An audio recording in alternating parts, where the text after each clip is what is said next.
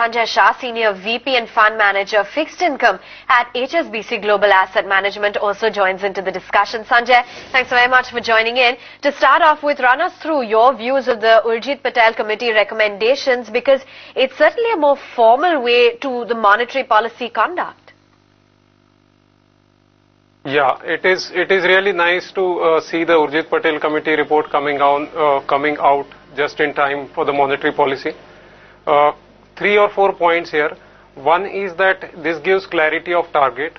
Earlier there were targets in terms of WPI, CPI, core inflation and various other numbers that RBI used to look at. Now it is going to focus much more on the CPI as a target.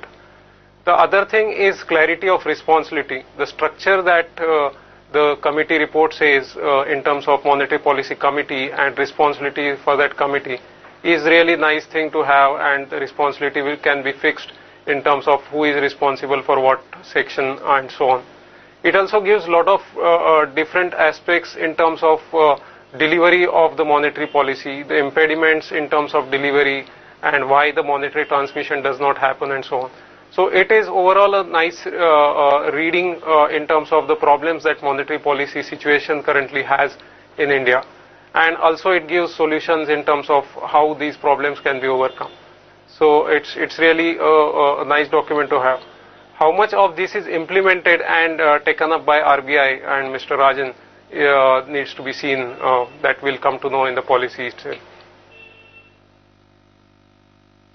Sanjay, if I can pick a few bones with you. The first, of course, is on the entire issue of, monetary policy targeting inflation. There has been a whole lot of controversy, and there's a lot of both research as well as theory, and practice clearly shows that inflation targeting is just not the way to go at all. So I'm a little surprised that you're still having faith in it. That is my first question. The second question is that you said, yes, RBI has been given the full responsibility to set the target and go about it. Now, almost all democracies, the very idea of a democracy is that you need to have elected representatives who are answerable to the people. Now, just as you have the Supreme Court, which is not answerable to the people, likewise, you also have the central bank, which is not answerable to the people. So all over the world, even those countries which once upon a time, mind you, I'm saying once upon a time, had faith in inflation targeting, everywhere it was the government or parliament which laid down the target and gave operational independence to the central bank. So is this a good idea to have unelected representatives, not even representatives, unelected professionals to be responsible? What is the sanctity of 4%?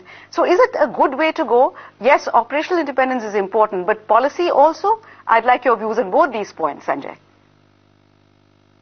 Okay, one thing is in terms of targeting, it is basically a very technical subject in terms of how much inflation should be a good inflation or how much inflation will support growth and so on. So targeting inflation and setting up target of inflation by an authority of the elected representatives, as you're talking, is really a difficult task, so to say.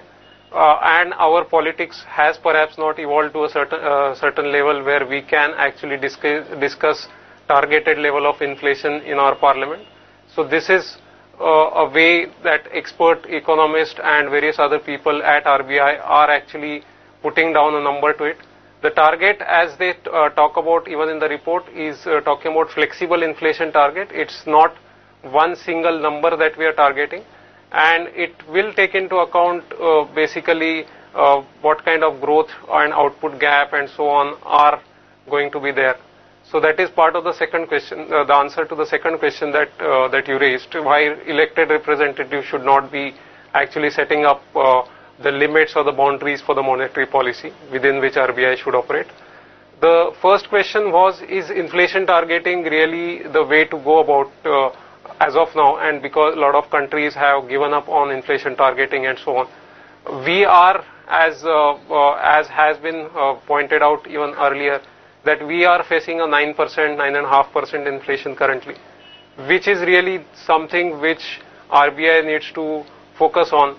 Growth is something which government needs to focus on. This was the debate even in the time of Mr. Subba Rao, that has been talked about much more clearly now, that something which RBI does not control, the supply side which is RBI does not control. So basically that is where government has to come and step in and do the growth efforts.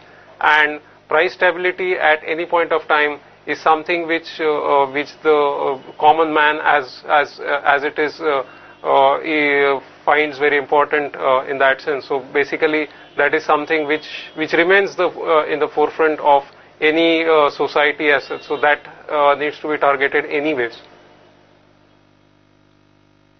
Sanjay, the report seems to suggest that rule-based monetary policy formulation is the way to go. But increasingly, as you've seen, practitioners of the art tell you, first of all, it is not a science. It is really essentially an art, gut feel, institutional memory, all these things matter.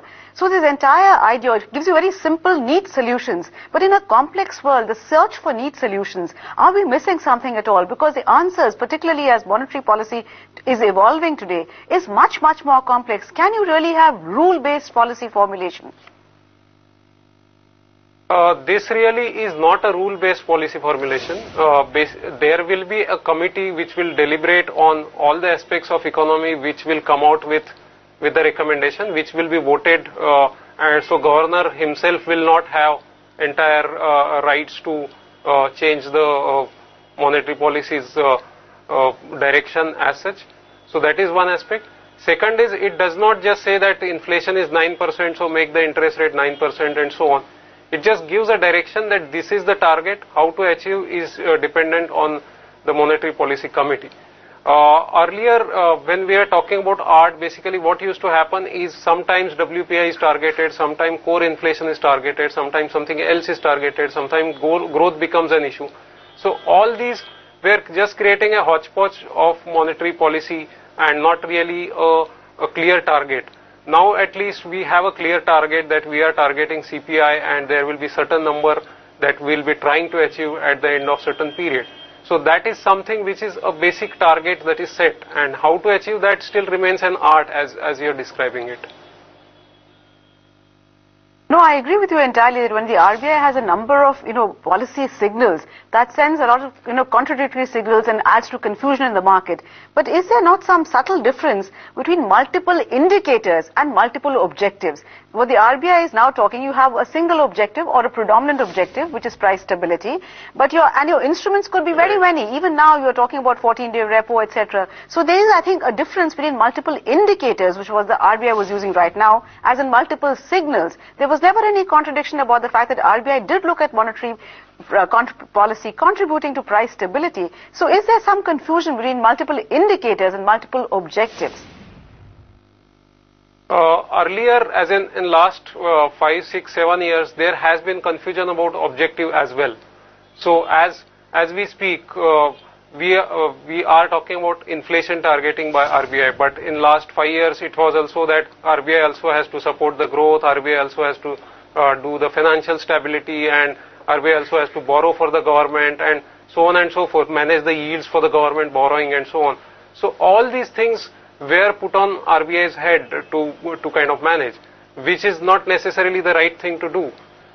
In a scenario where price stability is something that one is focusing on, price stability should be the primary objective, and thereafter all these objectives can come in second or third priority.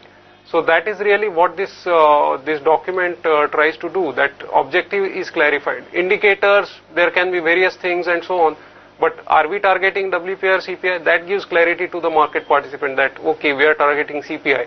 CPI is at 9.8, so we are in a hockey stance right now. That gives a clear signal to market participant as compared to what we had earlier in terms of very many objectives.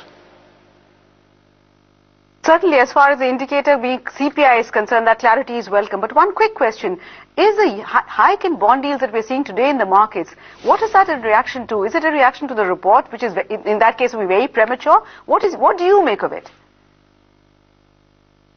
Basically, as the report says that it is only a CPI target and we need to be in hockey stance right now, actually market participants to some extent are pricing in a rate hike possibility now. Earlier, before the report came in, the possibility of rate hike was pretty less. Now we are possibly taking in about 35 to 40% probability of a 25 basis point rate hike in the policy itself. So that's where market is pricing in right now. Okay, Sanjay, we'll leave it at that. Appreciate you taking the time out and joining in with that discussion. And Maithili, thanks as always for being with us.